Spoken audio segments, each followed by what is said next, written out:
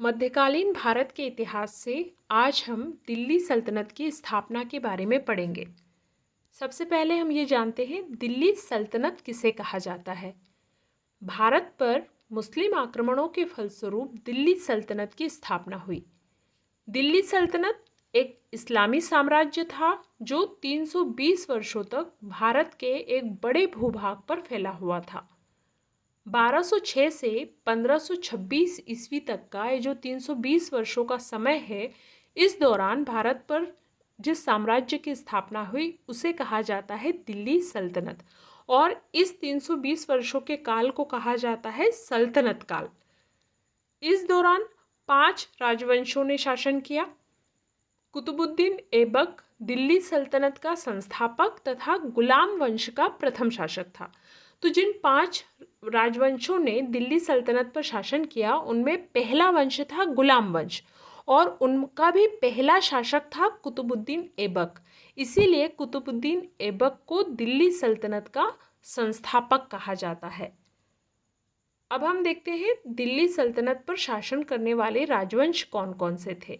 तो पहला वंश था गुलाम वंश, दूसरा खिलजी वंश, तीसरा तुगलक वंश, चौथा सैयद वंश और पांचवा लोदी वंश। इन सभी वंशों को आप क्रम से याद रखिएगा क्योंकि कई बार पूछ लिया जाता है कि इनका क्रम जमाने के लिए या इस तरह से वस्तुनिष्ठ प्रश्नों में भी पूछा जाता है। साथ ही इनका कार्यकाल भी याद रखिएगा कि कौन से वंश ने कितने समय तक शासन किया था। अब हम देखते हैं सल्तनत काल की प्रमुख विशेषताएं कौन कौन सी थी। सल्तनत काल की कुछ विशेषताएं थी जैसे कि राजवंशों का शीघ्र परिवर्तन।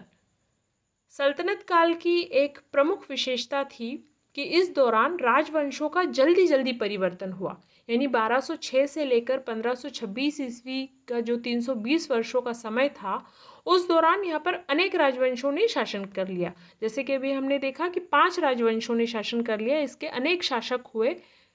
इसका प्रमुख कारण था उत्तराधिकार के नियम का अभाव होना। उत्तराधिकार का कोई निश्चित नियम नहीं था।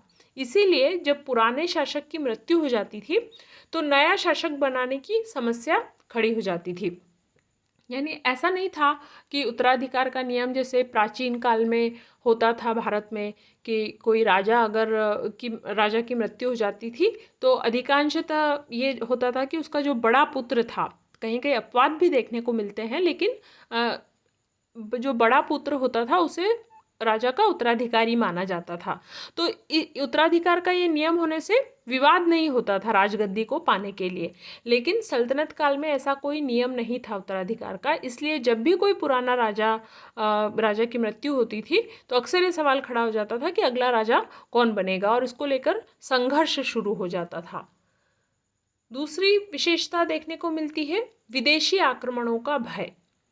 प्राचीन काल से ही भारत का जो उत्तर पश्चिमी क्षेत्र है वो असुरक्षित रहा है। जब हमने प्राचीन भारत का इतिहास पढ़ा था उसमें भी हमने देखा कि कई विदेशी जातियों ने आक्रमण किया है और उत्तर पश्चिमी भारत पर अपना शासन भी स्थापित किया। बहुत प्राचीन काल से ही उस क्षेत्र में आक्रमण होते रहे। तो सल्तनत काल के दौरान भी यह क्षेत्र असुरक्षित बना रहा और यह लगातार उत्तर पश्चिमी भारत पर आक्रमण का भय बना रहता था। इस समस्या को देखते हुए इस बात की आवश्यकता थी कि दिल्ली का शासक शक्तिशाली हो जो कि राज्य की बाह्य आक्रमणों से रक्षा कर सके। इसलिए कमजोर शासकों के लिए दिल्ली सल्तनत में कोई भी स्थान नहीं था। तो इस दौरान लगातार विदेशी आक्रमणों का भय बना रहा। जब हम आगे और पढ़ेंगे डिटेल में तो देखेंगे कि कौन कौन से विदेशी आक्रमण इस दौरान हुए थे। तीसरा था आंतरिक विद्रोहों का डर। सल्तनत काल की आंतरिक स्थिति भी अच्छी नहीं थी। सल्तनत कालीन शासक तुर्क या अफगान थे, जबकि भारत की जनता हिंदू थी जो कि इन शासकों को पसंद नहीं करती थी और उन्हें विदेशी मानती थी। साथ ही ये जो सल्तनत कालीन शासक थे इनकी नीतियां भी हिंदू विरोधी थी। इस कारण जो आम जनता थी उनमें बहुत असंतोष था और लगातार आंतरिक विद्रोह की संभावना बनी रहती थी कि जनता कभी भी इन शासकों के खिलाफ विद्रोह कर सकती है या कोई भी व्यक्ति उनका प्रतिनिधित्व करते हुए शासक के खिलाफ विद्रोह कर सकता है। तो आंतरिक विद्रोह का डर भी बना रहता था। अगली विशेषता है अमीरों का प्रभाव। सल्तनत काल में अमीरों का विशेष महत्व था और वास्तव में यह अमीर ही उत्तराधिकार के निर्णायक थे। राजनीति में अमीरों का बहुत बड़ा हाथ था और अक्सर उन्हीं की राय से सुल्तानों की नियुक्ति होती थी। तो अमीर, अभी तो हम अमीर का अर्थ लगाते हैं कि कोई जो पैसे वाला व्यक्ति है, धनवान व्यक्ति है, उसे कहा जाता है अमीर। और उस समय जो बड़े बड़े पद धारण करते थे व्यक्ति, जैसे किसी राज्य का प्रमुख राज्यपाल हुआ, या वजीर, दीवान, और इस तरह से जो बड़े बड़े पद रखने वाले जो लोग थे, शक्तिशाली लोग थे राज्य में, राजा के दरबार में होते थे, उन्हें कहा जाता था अमीर, यानी जो महत्वपूर्ण पद धारण करते थे। तो ये जो अमीर थे ये बहुत ताकतवर थे उस दौर में, और अक्सर जब नया सुल्तान चुनने की बारी आती थी तो ये अमीरों का बहुत इंटरफेयर होता था। वो अपनी पसंद का शासक नियुक्त करना चाहते थे। तो अमीरों का प्रभाव हमें पूरे सल्तनत काल के दौरान दिखाई देता है। अगली विशेषता थी उल्मा का प्रभाव। उल्मा या उलेमा भी आपको कई जगह लिखा हुआ मिलेगा। उल्मा शब्द फारसी के आलिम का बहुवचन है, जिसका अर्थ होता है विद्वान, यानी जो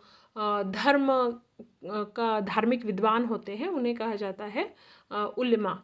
तो फारसी का जो आलिम है उससे ये शब्द निकला है।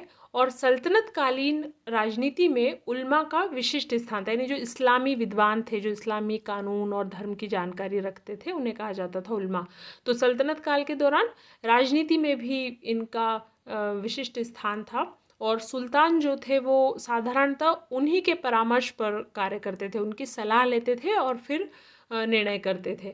तो शुरुआत में तो ये उल्मा बहुत योग्य होते थे और राज्य की निस्वार्थ भाव से सेवा करते थे, लेकिन बाद में भ्रष्टाचार बढ़ने लगा, वो भ्रष्ट हो गए और राजनीति में भी राजनीति दूषित होने लगी। ये उल्मा प्राय चापलूस होते थे, राजाओं की चापलूसी करते थे और अमीरों के साथ मिलकर राजाओं के खिलाफ षड्यंत्र भी करते रहते थे। तो शुरुआत में उलेमा काफ़ी अच्छे से राजा को सलाह देते थे, लेकिन समय के साथ साथ इनमें भ्रष्टाचार काफ़ी बढ़ गया और ये षड्यंत्र का हिस्सा बनने लगे। तो उलेमाओं का प्रभाव भी हमें सल्तनत काल के दौरान देखने को मिलता है। अगली विशेषता है पश्चिमी व मध्य एशिया का प्रभाव। जो सल्तनत काल के शासक थे वो तुर्क या अफगान थे, और ये सभी लोग वहीं से आए थे, मध्य एशिया से ही ये लोग आए थे। तो इनके कल्चर पर भी जो पश्चिमी और मध्य एशिया का प्रभाव काफ़ी देखने को मिलता है, यानी जो दरबार के रीति रिवाज, नियम कानून, सब पर हमें पश्चिमी और मध्य एशिया का प्रभाव देखने को मिलता है। भारतीय सुल्तान स्वयं को भारत में खलीफा का प्रतिनिधि समझते थे। खलीफा कौन होते थे? खलीफा जो इस्लामी दुनिया के धार्मिक और राजनीतिक नेता, जो पैगंबर मोहम्मद थे जिन्होंने इस्लाम धर्म की शुरुआत की थी, उन्हीं के उत्तराधिकारी या उनके वंशज जो थे वही आगे चलकर खलीफा कहलाए, उन्हें खलीफा कहा गया। और पूरी जो दुनिया भर में जहाँ भी इस्लामी साम्राज्य स्थापित होता था वो खलीफा को अपना नेता मानते थे और बड़े गर्व की बात समझते थे कि खलीफा से उनको मान्यता मिल जाए। तो भारत में भी जो इस्लामी साम्राज्य स्थापित हुआ तो वो भी अपने आप को खलीफा का प्रतिनिधि समझते थे। सुल्तान इल्तुमिश ने खलीफा से मान्यता प्राप्त की थी। अभी हम आगे जब इल्तुमिश के बारे में पढ़ेंगे तो इसका जिक्र आएगा कि उसने खलीफा से मान्यता प्राप्त की थी, और मोहम्मद तुगलक तो खलीफा को पैगंबर ही समझता था। भारतीय सुल्तान पश्चिमी और मध्य एशिया को अपना आदर्श समझते थे, इसलिए वो उन्हीं का अनुकरण करते थे। तो जो खलीफा का साम्राज्य था वो भी वहीं स्थापित था, मिस्र से लेके ईरान और बाद में तुर्की, जो अभी तुर्की के नाम से प्रसिद्ध है। जब हम आधुनिक भारत का इतिहास पढ़ेंगे तब भी खलीफा और खिलाफत आंदोलन के बारे में पढ़ेंगे। तो पश्चिमी और मध्य एशिया का प्रभाव भी हमें सल्तनत काल के दौरान दिखाई देता है। राजनीतिक गुटबंदी। राजदरबारों में गुटबंदी भी सल्तनत काल की एक विशेषता थी। ये जो अलग अलग दल बन गए थे दरबार में, और ये दल अपने स्वार्थ की पूर्ति में लगे रहते थे और राजदरबार और महलों में षड्यंत्र करते रहते थे। खिलजी वंश जो था, तो खिलजी कौन थे? अफगान थे। खिलजी मलिक अफगान थे। पहले सेना में उनकी शक्ति बढ़ी, राज्य के जो सभी ऊंचे सैनिक पद थे उनके हाथ में आ गए। धीरे धीरे वो राजनीति में हस्तक्षेप करने लगे और बाद में इनका प्रभाव इतना बढ़ गया कि 1290 ईस्वी में जलालुद्दीन खिलजी दिल्ली का शासक बन गया। तो मतलब इस कहने का मतलब ये है कि जो राजनीतिक दलबंदी थी वो आगे चलकर जो सुल्तान थे, अगर कोई कमज़ोर सुल्तान गद्दी पर होता था तो उसको हटाकर खुद भी ये राजा बन जाते थे, इतने ताकतवर हो जाते थे ये दल। और मोहम्मद बिन तुगलक के शासनकाल में भी अमीरों के दो दल हो गए थे, एक देसी अमीरों का, दूसरा विदेशियों का, और इनके बीच में लगातार संघर्ष चलता रहता था। जैसे तुर्की अमीर, अफ़गान अमीर, जो भारत में यहाँ रहने वाले लोग थे उनका अलग दल। तो बहुत सारी ऐसी राजनीतिक गुटबंदी से भी इनका संघर्ष हमेशा होता होता रहता था आपस में। फिर अगली विशेषता थी व्यक्तिगत योग्यता। सल्तनत युग में साम्राज्य का अस्तित्व सुल्तान की व्यक्तिगत योग्यता पर निर्भर करता था। इसका विशेष महत्व नहीं होता था कि सुल्तान किस वंश का है। इसलिए इस युग में अनेक ऐसे शासक हुए जो कि किसी राजवंश के नहीं थे, केवल सैनिक बल और व्यक्तिगत योग्यता के आधार पर ही उन्होंने सुल्तान के पद को प्राप्त किया था। तो यहाँ पर राजवंश का महत्व नहीं था कि ये किसी राजा के वंश से जुड़े, जैसे कि हमने पहला पॉइंट भी देखा था कि उत्तराधिकार का कोई नियम नहीं था। यानी जो व्यक्तिगत योग्यता रखता है, जिसके पास भी ताकत है, योग्य है, वो सत्ता प्राप्त कर सकता था। तो अभी हम आगे जब पढ़ेंगे तो देखेंगे कि यहाँ पर ज़्यादातर जो शासक बने हैं वो किसी राजकीय वंश से जुड़े हुए व्यक्ति नहीं थे।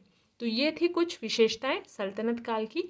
अब आगे आने वाले वीडियोज़ में हम इन राजवंशों के बारे में पढ़ेंगे, जो अलग अलग राजवंशों ने दिल्ली सल्तनत पर शासन किया। गुलाम वंश, खिलजी वंश, तुगलक वंश, सैयद वंश और लोदी वंश के बारे में। आज के इस टॉपिक में इतना ही।